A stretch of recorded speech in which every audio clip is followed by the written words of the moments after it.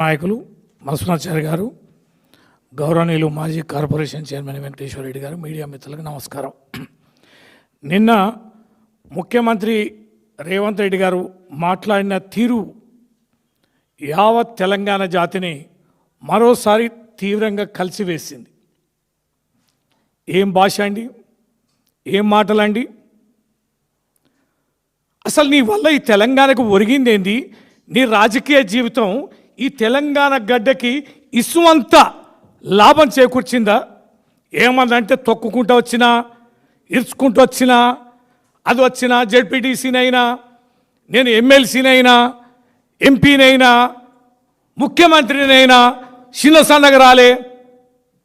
ఏం బీకినావు అంటున్నా.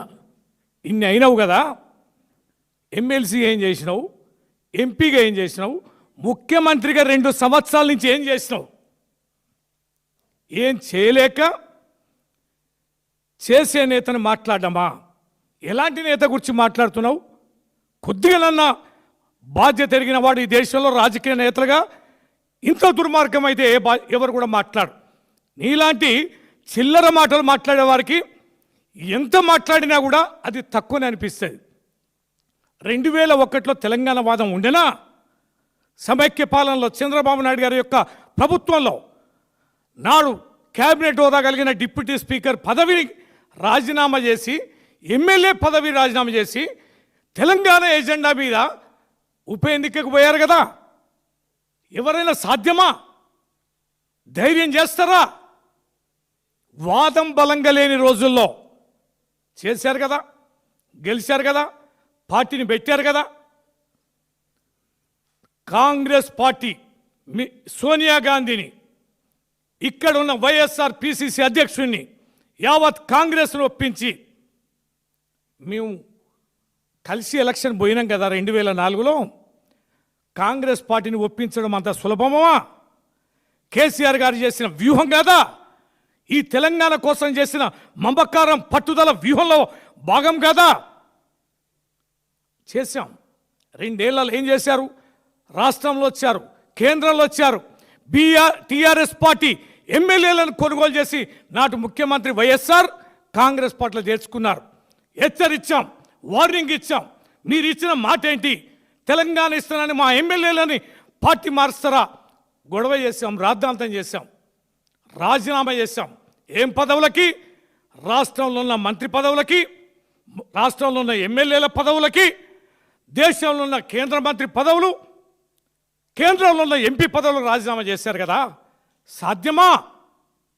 ఏ నాయకుడికైనా కొత్తగా పార్టీ పెట్టుకొని ఆర్థిక బలం లేని, అంగబలం లేని, కుల బలం లేని, శారీరక బలం లేని ఒక బక్క పల్సటి వ్యక్తి కేంద్రంలో ప్రభుత్వం ఉండగా అదే పార్టీ, రాష్ట్రంలో అదే పార్టీ ఉండగా ఇంతటి ఉన్నత పదవుల్ని రాజీనామా చేసి ఎన్నికలకు పోవడం అనేది త్యాగం కదా, త్యాగ నీతి కదా, ఈ గడ్డపై ఉన్న మమకారం కదా, త్యజించి జీవితాన్ని పన్నంగా పెట్టడం కదా. ఆ ఎన్నికలకు అయ్యే ఖర్చు ఎంత? మొబిలైజేషన్ ఎట్లా? తెలంగాణ వాదాన్ని ఎట్లా ప్రజాబాహుల్యంలోకి తీసుకెళ్ళాలి?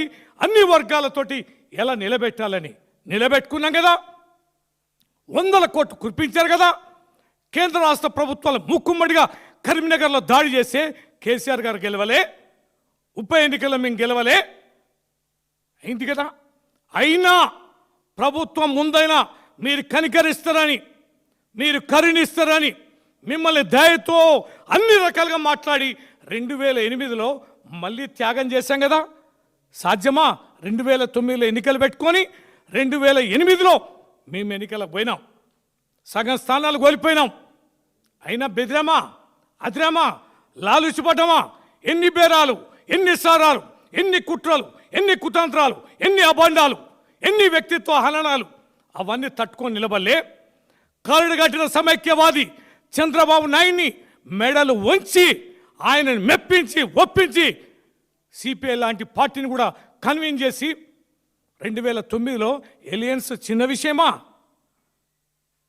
అది బహుళ జాతి ప్రజలతోటి వాదాన్ని నిలబెట్టడం కదా, జనబాహుల్యంలోకి తీసుకెళ్లడం త్యాగాలు కదా. సాధ్యమా? ఇవాళ 10 మంది ఎమ్మెల్యేలు నీ పార్టీలో చేరితే సుప్రీంకోర్టు మొట్టికాయలు వేస్తుంటే సిగ్గు శరం తప్పి సభాపతితోటి ఈ రకంగా వాళ్ళు పార్టీ మారలేదని చెప్పించడం ఆ స్థానాన్ని దిగజార్చడం లేదా? వారి క్యారెక్టరైజేషన్ చేయడం లేదా?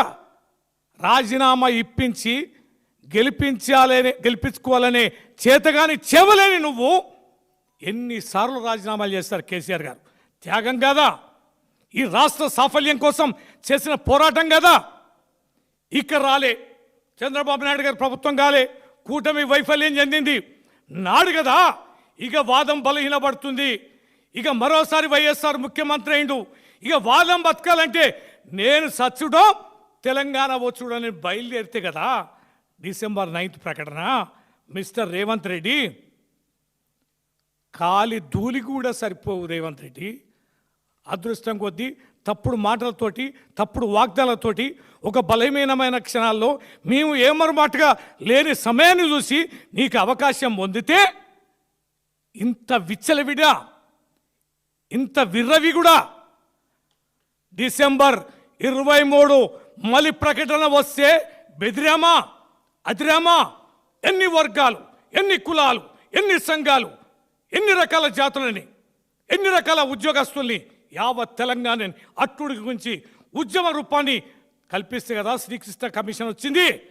ఆ కమిషన్కి లక్షలాది నివేదికలు ఇస్తే కదా తెలంగాణ వచ్చింది. దేశంలో ఢిల్లీలో ఉన్న 32 రాజకీయ పార్టీలని గడప గడప ఎక్కి దిగి బతలాడి బామాడి ఒప్పించి లేఖలు ఇస్తే కదా తెలంగాణ సాధించింది. ఇవన్నీ త్యాగాలు కావా? ఇవన్నీ పోరాటాలు కావా? తెలంగాణ తెచ్చుకున్న సాఫల్య క్రమంలో ఎక్కడ దాగున్నావు రేవంత్ రెడ్డి? నీ బతికెక్కడ రేవంత్ రెడ్డి? నీ స్థానం ఎక్కడ రేవంత్ రెడ్డి?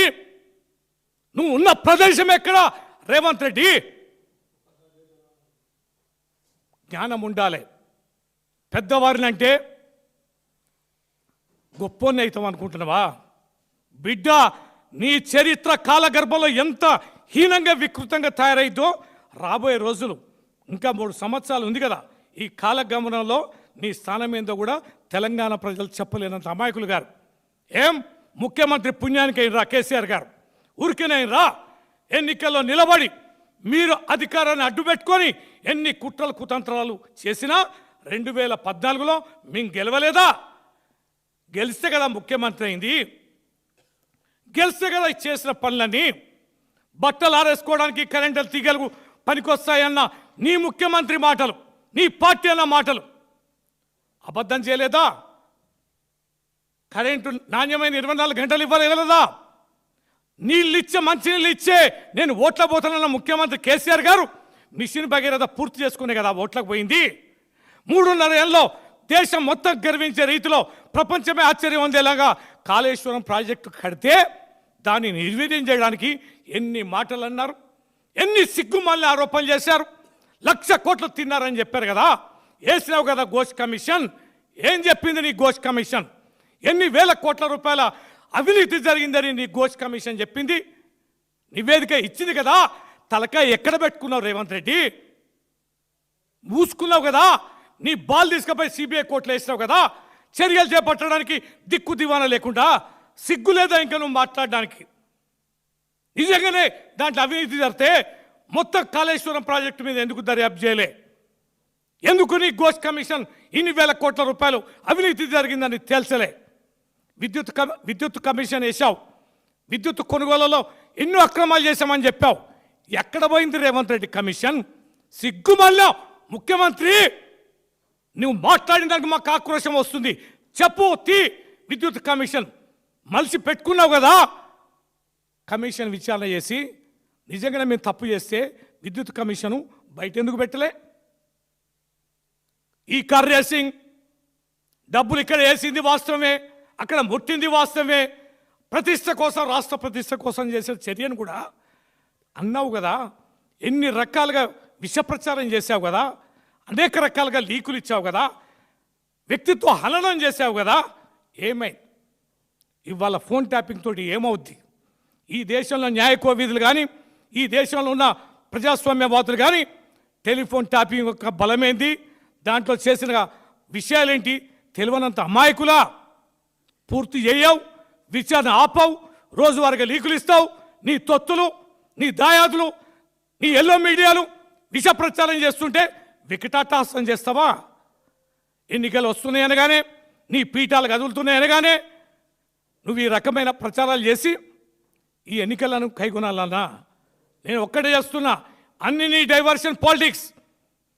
ఆదాయాన్ని సంపాదించడం నీకు చేత కావడంలే, సంపదను సృష్టించడంలే.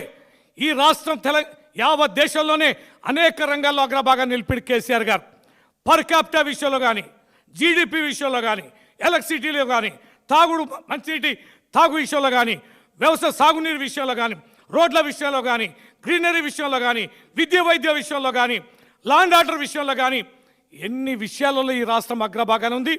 అలాంటి ఉవ్వెత్తున ఎగిసిపడిన తెలంగాణని దిగజారుస్తున్నావు కదా ముఖ్యమంత్రి, అబాస్పాలు చేస్తున్నావు కదా ముఖ్యమంత్రి, విచ్చలవిడి అవినీతికి తెరలేపావు కదా ముఖ్యమంత్రి. నీ కుటుంబాన్ని ఆల్సీషన్ డాగ్స్ లాగా ఇవాళ ఎట్లా వదిలావు? ఎంతమంది నీ కుటుంబ సభ్యులు ఇవాళ సెటిల్మెంట్స్ చేస్తున్నారు? నీ ఎంట ఉన్న వాళ్ళు ఎవరు? మాఫియా డాన్లను పెట్టుకొని బెదిరించుకుంటా సెటిల్మెంట్స్ చేయడం లేదా? చారిత్రక ఆనవాళ్ళని చెరిపేయాలని చూస్తున్నావు. ఈ ఉద్యమాన్ని సాధించి రాష్ట్రాన్ని సాధించిన నాయకుని ఆనవాళ్ళు లేకుండా చేస్తున్నావు. అంబేద్కర్ అంత గొప్ప విగ్రహం తాళాలు వేసి దిగ్బంధిస్తావా? అమరవీరుల జ్యోతిని ఇలా తాళాలు తీయకుండా దిగ్బంధం చేస్తావా? ఇలాంటి గొప్ప ఘటనలు చేసి ఇలా తగుతున్నమ్మా అని కోదండరాం పేరు తీస్తావా? సిగ్గుండాలే కోదండరాం పేరు తీయడానికి. కోదండరాంని మండలిలోకి పంపించి వెనక్కి తీసుకొచ్చి ఆ పెద్ద మనిషి ఘోషపుచ్చుకుంటున్నావు కదా. నువ్వు చేసిన నష్టం, నువ్వు చేసిన వ్యక్తిత్వ హననం కోదండరాంని ఇంకెవరైనా చేసిండ్రా? ఆయన పాపం, ఆయన స్థాయికి కేసీఆర్ గారు ఆయన రాజకీయంగా అవకాశం తీసుకుంటారంటే మేము కూడా అప్పుడు మాట్లాడాం. రాజ్యసభ తీసుకుంటారా, ఎమ్మెల్సీ తీసుకుంటారా, మీకేం కావాలి సార్ అంటే, చర్చలో నాకు రాజకీయంగా నాకే పదవులు అక్కర్లేదు, ఉద్యమ నాయకుడిగా నాకు ఈ చరిత్ర ఉంటే చాలని కోదండరాం గారు మాతోటి అన్నారు. మేము ప్రత్యక్ష సాక్షులం. ఆయన పట్టుకొచ్చి ఇవాళ ఎమ్మెల్సీని చేసి ఎటుగా కూడా బయట పంపించి ఇవాళ దిగజార్చి కోదండరాం గారి పేరు తీయడానికి నీకు ఏ రకమైన హక్కు ఉంది? ఏ రకమైన బాధ్యత ఉంది? యావత్ తెలంగాణ అభివృద్ధిలో కానీ, రాష్ట్ర సాధనలో కానీ నీ పాత్ర ఇసుమంతైనా ఉందా?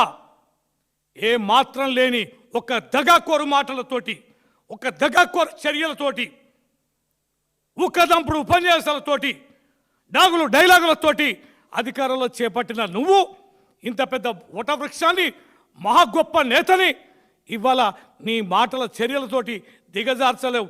లక్షలాది మంది ప్రజల హృదయాలకు కేసీఆర్ గారు ఉన్నారు. మొన్న జరిగిన ఘటన కూడా మా పార్టీ, మా ఆదేశం చాలా స్ట్రిక్ట్గా ఉంది. గొడవలు చేయొద్దు, విధ్వంసాలు చేయొద్దు, పోలీసులకు సహకరించండి, శాంతియుతంగా ఉండండి, నిరసనలు మాత్రమే మీరు పరిధి దాటొద్దని ఎన్ని మార్లు చెప్తే సమయంతో ఉన్నాం. సమయం ఉంది కదా అని చూస్తున్నాం. బిడ్డ సమయం వస్తూనే ఉంది. ఎక్కడ చిన్న కించిత్ అవకాశాన్ని మేము వదులుకునే ప్రసక్తే లేదు, బెదిరే ప్రసక్తే లేదు, నీ మాటలకి తలవగ్గే ప్రసక్తే లేదు. నీ చిల్లర మాటలతోటి మేమేదో దూరమై మదన చెంది వెదజంది తగ్గుతామని కూడా అనుకోక రేవంత్ రెడ్డి. ఇది పెను ఉప్పెనతోటి మేము ఉత్సాహవంతులమై మరింతగా ప్రజలు భాగస్వామ్యమై నిన్ను గడ్డి గరిచే రోజులు, నిన్ను మట్టి కరిపించే రోజులు ఎంత దూరం లేదని మేము తెలియజేస్తూ, ఈ ఆవేదన, ఈ బాధ యావత్ తెలంగాణ బిడ్డలో ఉన్నది. సమయం సందర్భం వచ్చినప్పుడు పెళ్ళుపుకొని బయటకు వస్తుందని తెలియజేస్తూ సెలవు తీసుకుంటున్నాం. జై తెలంగాణ. Okay, thank you.